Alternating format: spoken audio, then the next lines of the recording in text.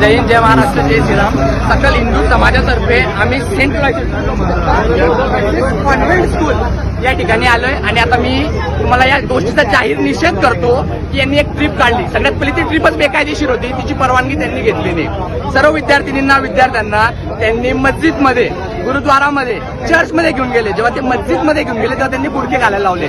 जेव्हा 30 मिनिटं ते मस्जिदमध्ये त्यांना ठेवतायत, त्याला आम्हाला सर्व धर्म समभाव मान्य केलं. त्यांनी 20 मिनिटं 2 तास चर्चमध्ये त्यांना काढायला लावले. सगळ्या प्रेयर्स कशा असतात ते त्यांना शिकवलं, सगळ्या गोष्टी प्रार्थना करायला लावली.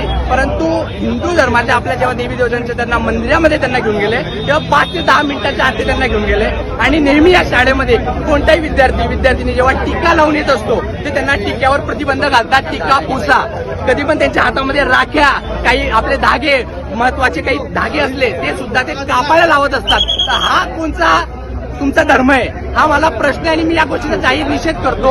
याचा अर्थ लहान बालकांना धर्मांतर करण्याचा हा प्रकार आज दिसून येतोय. तर सकल हिंदू समाजातर्फे मी या गोष्टीचा जाहीर निषेध करतोय.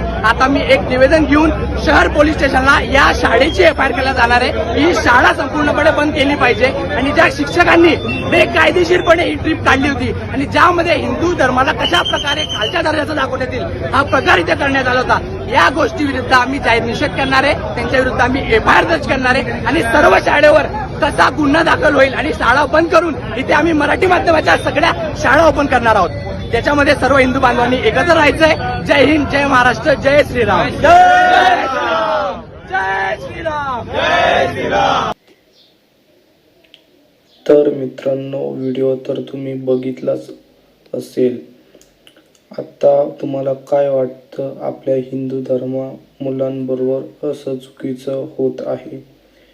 या भुसावळमधील शाळेत तर त्यांच्यावर काय कारवाई झाली पाहिजे?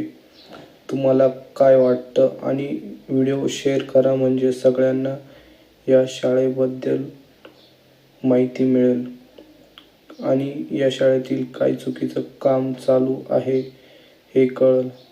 आणि असेच व्हिडिओ आपल्या चॅनेलवर येत असतात, त्यामुळे चॅनेलला सबस्क्राईब करून ठेवा. आणि ही शाळा बंद झाली पाहिजे का नाही हे तुम्हाला काय वाटतं? माझ्या मते ही शाळा बंद झाली पाहिजे, कारण आपल्या हिंदू मुलांवर अन्याय होत आहे. असंच जर आपण गुपचूप राहिलो तर प्रत्येक शाळेमध्ये हा नियम लागू होईल. त्यामुळे व्हिडिओ शेअर करा आणि आपल्या हिंदू धर्माला महत्त्व द्या.